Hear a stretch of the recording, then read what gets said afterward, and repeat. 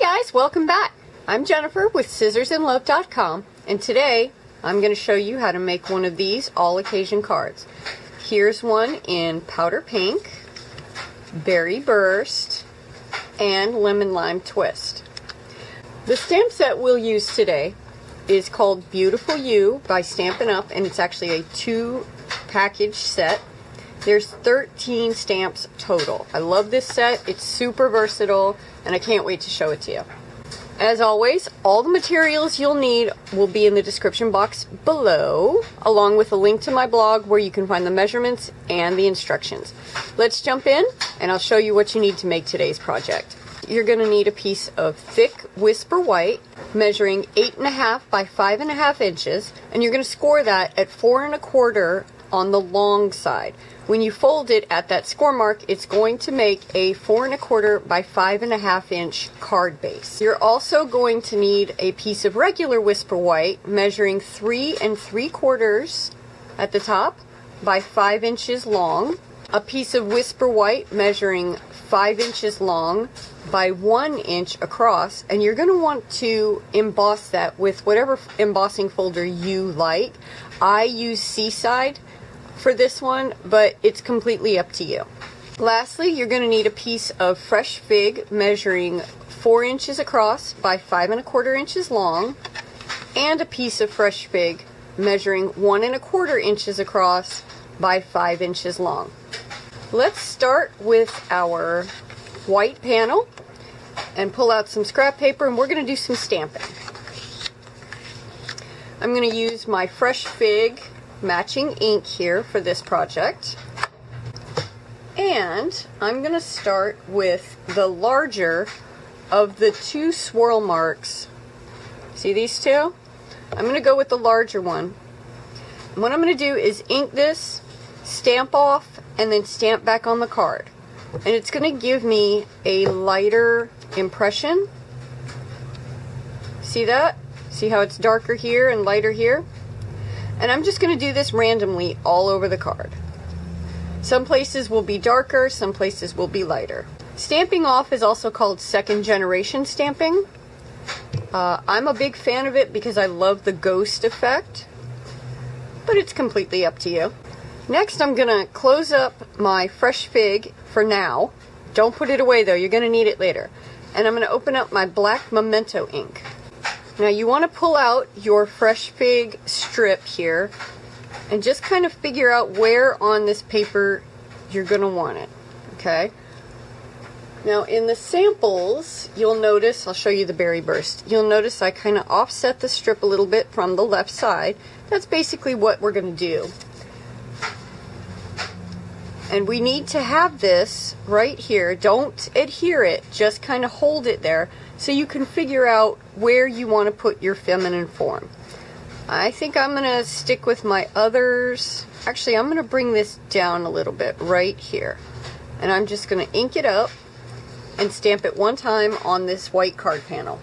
I'm going to hold down my strip, and I think I will put her right here. There is no right or wrong with this. You can put it wherever you want it. And now I'm going to reach for my sentiment. And today I'm going to go with Life Looks Beautiful on You. I'm not sure if I want this card to be a birthday card or just an uplifting card. And that's another great thing about this set is there are so many sentiments. You could do birthday, uplifting. You could do even make an apology card. If you wanted to, a condolences card. It's just fantastic. So I'm just going to ink this sentiment up, and I think I'm going to put it right here. Yeah, I like that. Now I'm going to put away my black ink because I don't need it anymore. And I'm going to grab my fresh fig, turn it upside down, and squeeze it a couple of times. See how I've got a nice splotch of ink right there? I'm going to do some watercoloring with that. Let me put this panel to the side for now, and I'm going to grab my water brush. I'm going to make sure my water brush is nice and wet. I'm going to come over to this ink right here, and I'm going to pick up some of this ink. And I'm just going to kind of scribble in, actually I'm going to paint off first, and scribble in some color on her hat. There is no right or wrong for this. I think I'll make that a little bit darker. This is kind of artistic expression. It's whatever you want to do. And I'm going to paint in her dress some too. I like the fact that there's a swirled stamp so that I can just swirl in the lady's dress, because I am by no means a watercolor artist. But this watercolor brush is fantastic because it kind of turns me into a watercolor artist. It's the illusion. Okay, so now that this is set, what I'm going to do is set this aside to dry, and I'm going to pull out my embossed white panel and my fresh fig one more time. I'm going to set that fresh fig right in the center there, and I'm going to use the raised part of my embossed panel, and very gently I'm just going to lay it on top of my ink pad and just kind of run my fingers over that panel.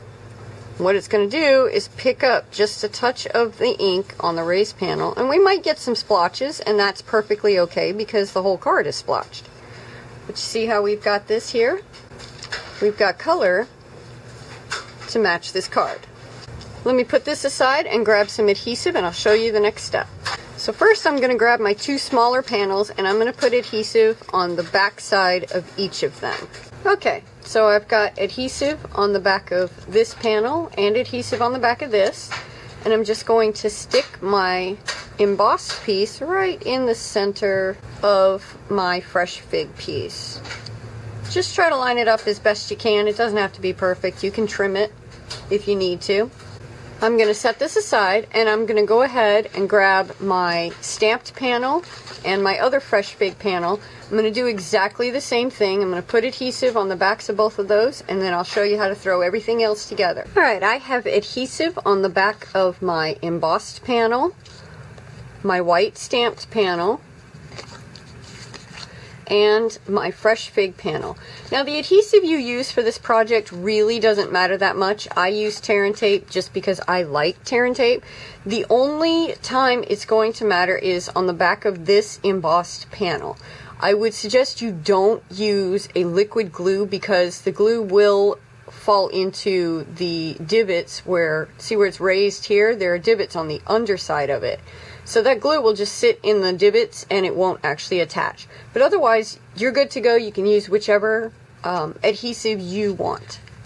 So what I'm going to do is pull the backing off of, well, okay, there we go. I'm going to pull the back of the adhesive off, and I'm going to stick my white panel down to my large fresh fig panel, just like so. Just center it as best you can. And I'm going to do the same thing with this fresh fig, except I'm going to adhere it here. Starting to come together. It's a pretty quick card, believe it or not. And this is one that you could reproduce in multiple stages. Really, the most time-consuming part of it is just cutting all the cardstock.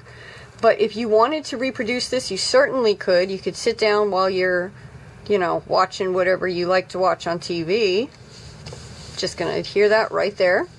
And then you could knock out a bunch of these cards and have them on hand. That one stamp set would do so many different cards for you. Okay, do you see how, because I set this embossed image onto the ink pad, it really pulled out quite a dark ink? I did that because I've got some darker spots and some lighter spots, so I think to me it highlights it. But we're going to add a little bit of shimmer to that in just a minute. For now, let's pull off the rest of the adhesive and stick it onto our card base. Alright, I'm just going to pop that puppy right, again, just center as best you can. And there, you could stop right there. How pretty is that?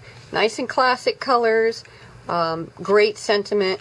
But I'm not going to stop there. I'm going to add a little bit of Wink of Stella, I think. And I'm going to Wink of Stella my raised image where I've got it inked. And what I love about Wink of Stella is, at least with the clear, it's going to pick up some of the ink. So it's actually going to pull some of the darker ink and add just a touch of it to the uninked areas so that you get a hint of color.